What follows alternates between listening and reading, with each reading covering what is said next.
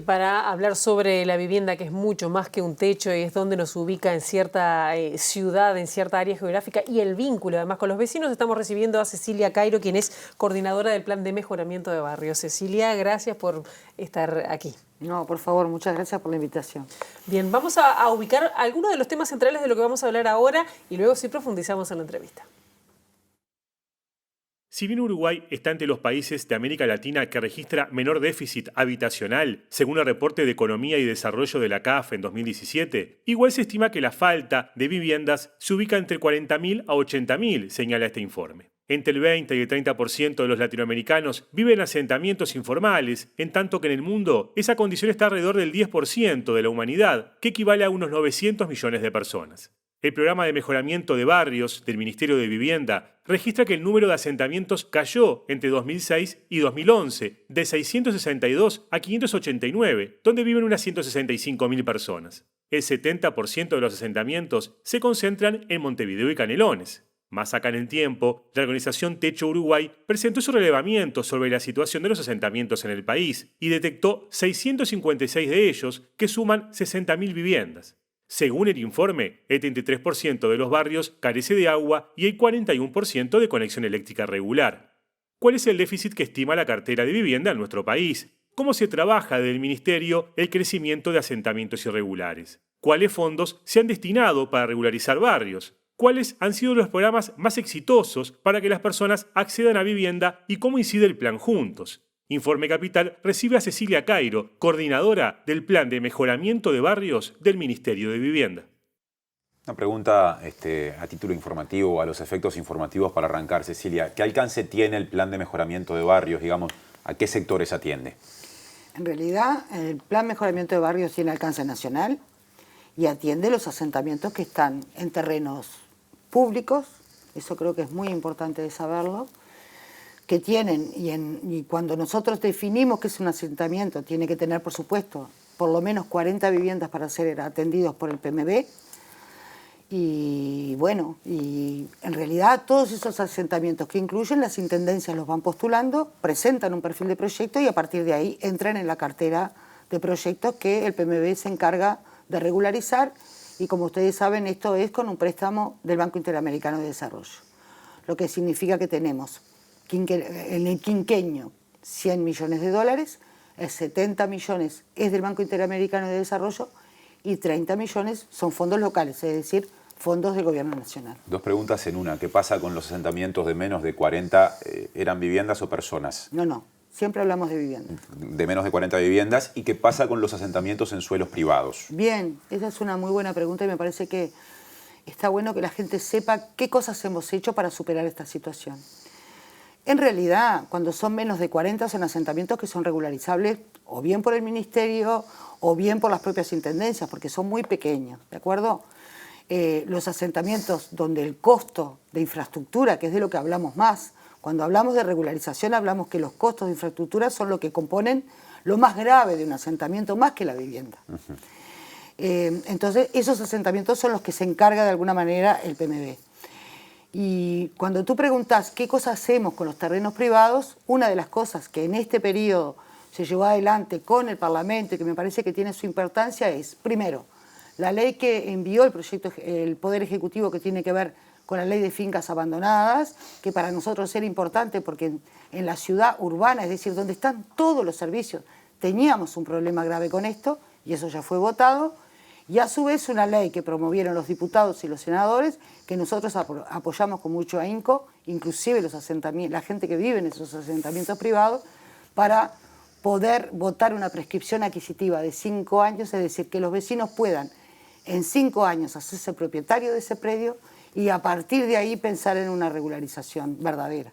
Claro, a mí me llama la atención que un programa que antes se llamaba, bueno, PI, ¿no?, que surgió en el año 99 con un importante préstamo que se ha venido trabajando y mucho porque hemos visto y hemos cubierto todos los medios de comunicación las distintas regularizaciones de asentamientos, lo que han hecho por muchos barrios, igual sigue, más allá de las diferencias de cifras, ¿no?, si Techo da 650 y pico, el Ministerio de Vivienda menos, sigan existiendo en un país tan chico como el de Uruguay más de 600 asentamientos, ¿no? Gente que vive en situaciones que son irregulares y en malas condiciones barriales.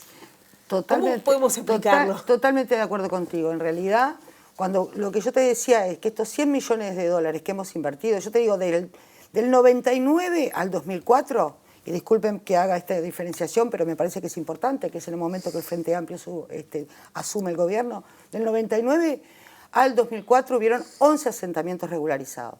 Como ustedes saben, en el gobierno de Valle se resolvió que ese dinero no se iba a utilizar y hubo un parate en el PIAI.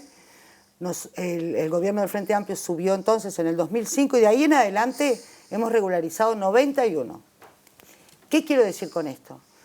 Nosotros también reactualizamos nuestras cifras de asentamientos, quiero decirlo, porque está equivocado lo que está planteando de 589, nosotros decimos que hay 607. Quiero aclararlo, está en la página web del Ministerio. Lo que sucede es que nosotros vamos regularizando asentamientos y las familias, una de las cosas que queríamos saber de verdad es otros. ¿Por qué? ¿Cuál es la razón que un uruguayo común define asentarse en un predio que no tiene ningún servicio, claro, en la que va a sufrir situaciones de precariedad inmensas, porque además tiene que construir su vivienda? Ese sacrificio es muy importante, ir de alguna manera ahorrando para poder hacer esa vivienda que después en muchos asentamientos vemos viviendas preciosas, pero eso costó un sacrificio terrible de la familia. Y para poder definir cómo solucionarlo hay que definir las causas, porque en realidad el asentamiento es la consecuencia, ¿verdad? Y lo que hemos comprobado, hablando con los vecinos de estos nuevos asentamientos que nosotros hemos contactado con las intendencias, es que en realidad la familia va creciendo, es donde nacen más niños, y eso me parece que es importante tenerlo en cuenta, y esos niños en realidad es la vida que conocen. Entonces, el día que se proponen tener una pareja, tener una familia y tener un hijo, definen asentarse en otro lugar, porque en realidad así crecieron, así tuvieron su primera casa y es otra forma de tener una vivienda. Tema cultural, entonces, plantea usted. Y sí, obviamente hay una cuestión de oportunidades. Claro. Es claro también que no llegamos a todo, pero hay un factor cultural fuerte. Pero hay un factor cultural fuerte porque el barrio donde ellos nacieron es ese y es como cualquiera de nosotros, ¿no? Cada uno de nosotros nacimos en un barrio. Sí. Y seguro que cuando recordamos nuestra infancia, ese lugar para nosotros es nuestro lugar en el mundo. Más allá que después hayamos terminado en otro lado. Porque ahí fueron nuestras redes, crecimos, tuvimos buenos momentos y malos. Y para esas familias, esos chiquilines, ese es el lugar donde crecieron y que conocen. Claro, pero igual me imagino que hay otros temas porque si pudieran elegir, me imagino que no se repetiría. Hablo desde el desconocimiento, ¿no? Bueno, pero me imagino que iría a una zona central o a un buen alquiler si pudiera pagarlo, que me ayude a conseguir un mejor trabajo. Yo te cuento algo. Que tenga saneamiento. Sí, es lo que yo te digo, el saneamiento las familias la reclaman cuando ven que no lo tienen. No es algo que de alguna manera impida que el asentamiento exista, ¿de acuerdo? Uh-huh. Eso en primera instancia, más allá que para nosotros es sumamente importantes esos servicios, ellos lo que buscan primero es resolver la vivienda, ¿está bien? Vos me decís, seguramente tendrían mucho más interés en vivir en el centro, yo te digo que no es un lugar que elegiría, en el centro de la ciudad con todos los servicios. No, ellos conocen. La periferia es donde se criaron, donde tienen sus redes y además esa periferia está vinculada a un barrio específico. Es decir, por ejemplo, el Cerro es un barrio de hace muchísimos años, ¿verdad? Y en la periferia del Cerro fueron naciendo muchísimos asentamientos. Su centralidad no es Ciudad Vieja, es el Cerro. ¿Queda claro lo que estoy diciendo? Es Carlos María Ramírez. Dice. Exactamente. Entonces, esas cosas juegan. Y por supuesto, la dificultad de la educación existe, ¿no? Los niveles educativos para poder pagarte un alquiler en Ciudad Vieja tenés que tener ingresos más importantes que otros. Está claro que esos alquileres son más elevados. Y bueno, y esas cosas juegan y me parece que nosotros las estamos trabajando con muchos esfuerzos. Yo digo que corremos de atrás, que esto ya existía y que de alguna manera esos 91 que te digo que regularizamos, lo que significa que nosotros hasta el 2011 habíamos reducido de alguna manera en un 8% la cantidad de asentamientos en el país. Del 2011 al 2017 solo fue un 1,5%. Entonces el crecimiento propio del asentamiento, que va creciendo muchas veces enfrente al que ya existe, que están sus padres, es con lo que lidiamos todos los días y en lo que de alguna manera el Frente Amplio piensa en este programa que se viene, duplicar el monto del Fondo Nacional de Vivienda, y esa duplicación del monto debe ser destinada exclusivamente a esta población, porque creo firmemente que de la única manera de superarlo es con un shock importante en infraestructura y por supuesto en vivienda. A ver si entendí bien, la reducción que se dio hasta 2011 se frenó en el último Sí. quinquenio un poco más, casi Sí. en la última década, diríamos. Sí, sí. Y capaz que lo dijiste y se me escapó, pero ¿a qué factores le atribuyen eso si hubo, según nos decías, una inversión más fuerte, por ejemplo? Sí, pero es lo que yo te decía, ese asentamiento todavía no es de los que están regularizados, lo que significa que los niños crecieron, hicieron su familia, creció el asentamiento y muchas veces enfrente. Las campañas electorales en el interior del país juegan un papel muy importante. ¿Por qué? Porque enfrentarte a la no ocupación de un predio también es una decisión política difícil de tomar y de alguna manera dejan hacer. Y ¿En el después interior pasa eso y no en Montevideo? Muchísimo, no. Montevideo no pasó, inclusive el crecimiento de los asentamientos en Montevideo es mucho menor que lo que, por ejemplo, en Salto, que estamos hablando de un 38% más. ¿Y no Igual habrá acá- factores económicos locales en algunos departamentos del interior? No digo que eso no exista. Lo que digo es, vos para ocupar un predio hay leyes de ordenamiento territorial que de alguna manera condicionan que esa ocupación hay que sacarla. Y una cosa es sacar una ocupación en las 24 horas, quiere decir que las personas vuelven a su lugar de origen rápidamente, y otra cosa es dejar asentar y que las viviendas se vayan de alguna manera oficializando en el lugar, y eso cuesta muchísimo más después sacar. Igual en la mayoría están en Montevideo, ¿no? Sí, sí, yo estoy hablando del crecimiento, con respecto a la cifra de la que hablábamos. Yo digo, el crecimiento más fuerte fue en Artigas, Salto y Rivera. Bien. Eso es, y Maldonado. ¿Cuáles han sido, te pregunto, los programas más exitosos para tratar de, por un lado, atacar el tema de los asentamientos, el déficit habitacional, que no sé si es déficit habitacional en el caso de los asentamientos, y después en el resto, ¿no? Porque también el déficit de viviendas, por ejemplo, no se ve solo en los sectores más vulnerables, también en sectores medios que tienen un problema importante de acceso a la vivienda y se ven desplazados también de zonas centrales de la ciudad. Te saco del tema, ¿no? Sí, de tu sí, área, pero sí. digo, para pintar un panorama más amplio de lo que es el tema de la vivienda, que es muy caro para los uruguayos, el tema además de la propiedad. Sí, es cierto. Mirá, yo creo que las familias han cambiado y que de alguna manera las viviendas que estábamos acostumbrados antes, ¿verdad? Mamá se casaba, estaba papá y hasta el final el núcleo familiar era ese. Hoy las familias existen y capaz que mañana cambian y ese otro precisa otra vivienda y eso juega. Por eso el déficit cuantitativo, cualitativo es difícil de manejar. ¿Cuántas serían realmente las que precisamos? Pero es cierto también que muchas veces los sectores medios van a buscar una vivienda y no consiguen en los lugares que pretenden o que piensan que deberían quedarse porque ahí viven, ¿verdad? Por eso el PMB no es solo un programa de asentamientos, como les decía, sino también es un programa que intenta prevenir asentamientos. Y en esta nueva ley de fincas abandonadas, el componente 2, que es el préstamo que firmamos ahora, en septiembre, pero que lleva un año de trabajo, por supuesto, para firmarlo con el Banco Interamericano, los próximos 100 millones, hay terrenos del Ministerio de Vivienda que están libres y uno de la Intendencia con quien firmamos un convenio y allí estamos pensando hacer edificios y por primera vez el Estado alquilar con el subsidio, como existe el subsidio a la cuota en el caso de la compra, en este caso para alquilar en el centro de la ciudad. Esperemos que nos vaya bien, es un plan piloto, pero pretendemos también que el alquiler sea otra opción para las familias del país, ¿verdad? Porque creemos que ese también es una opción válida, sobre todo instalada en esos lugares, ¿verdad? En el centro de la ciudad que hoy estamos recuperando, pero que todavía nos falta un montón de terrenos baldíos que deberíamos darle un destino. Estamos hablando de zonas centrales que son Sí, que sí, sí. centro, Ciudad Ciudad Vieja, Vieja, Ciudad Vieja. básicamente Ciudad Vieja. Sí. ¿Y esto cuándo se va a lanzar? Bueno, Ya está, en septiembre firmamos el préstamo y lo lanzamos ahora. Pero vamos a hacer un gran evento para eso, así que tienen la primicia, pero vamos a explicar bien cómo va a funcionar. En esto de cruzar la cuestión de la vivienda con distintos públicos, ¿Qué pasa con la juventud como sector en particular que habitualmente se dice tiene dificultades propias vinculadas, para empezar, con las dificultades de acceso al trabajo, que son mayores que en otros sectores?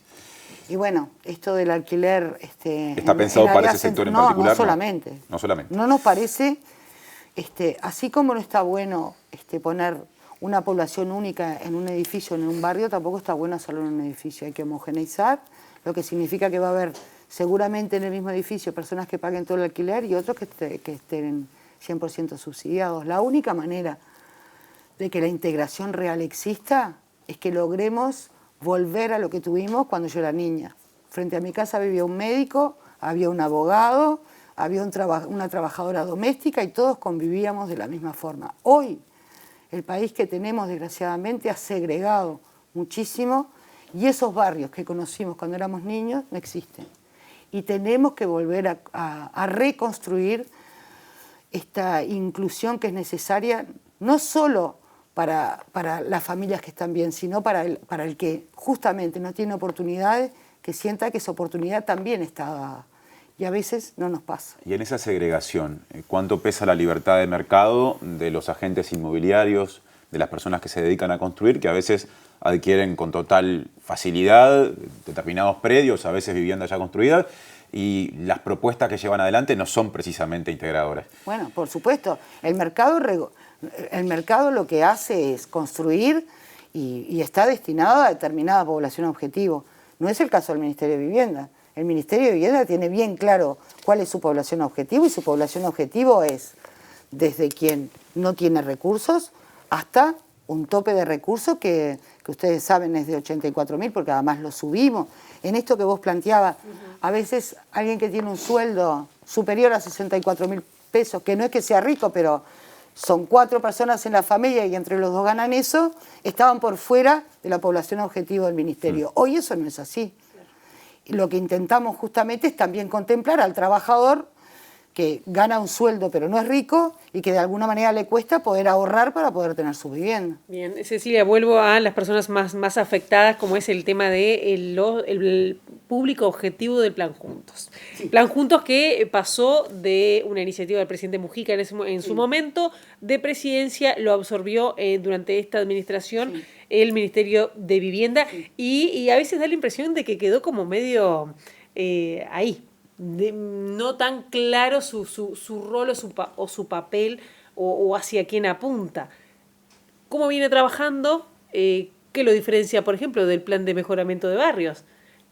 Bien, me da lástima que digas eso porque creo que justamente cuando nació en presidencia era de alguna manera un plan piloto que lo que quería ver es cómo podíamos trabajar con las personas más vulnerables, ¿verdad? Que no es en un asentamiento regularizado, porque no solamente en los asentamientos que regularizamos están las familias vulnerables, muchas veces en otros, en los que todavía no llegamos, pero que su necesidad es hoy, no mañana.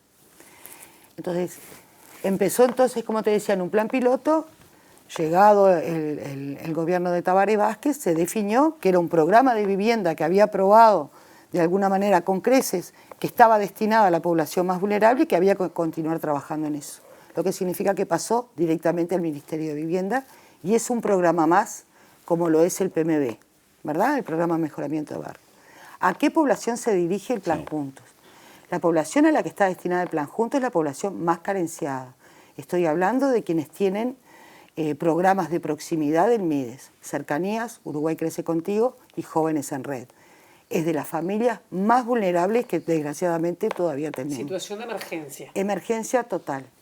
Esas familias las postula el MIDES, ni siquiera lo definimos nosotros, y a partir de ahí se van armando grupos de 10, porque trabajamos mucho en lo comunitario y como te dije antes, la integración para nosotros es imprescindible.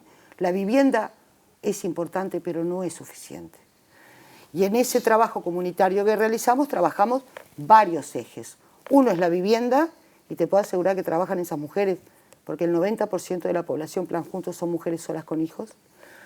Esas mujeres trabajan más de 2.000 horas para construir su vivienda, no se la estamos dando, construyen con nosotros, con los funcionarios del plan, pero a su vez trabajamos salud bucal, educación, la situación de salud de los niños, y te digo, tenemos la alegría de hace 2 meses que una de las participantes del Plan Juntos hoy está en la Facultad de Derecho estudiando abogacía. Para nosotros eso es una victoria terrible y seguro va a defender muy bien los derechos de los más desposeídos. De eso estamos convencidos. Una breve por mi parte, capaz que Pilar agrega algo. Solo cuántas casas de Plan Juntos se han hecho en este último año. Nosotros tenemos pensado 2.700 en este quinquenio.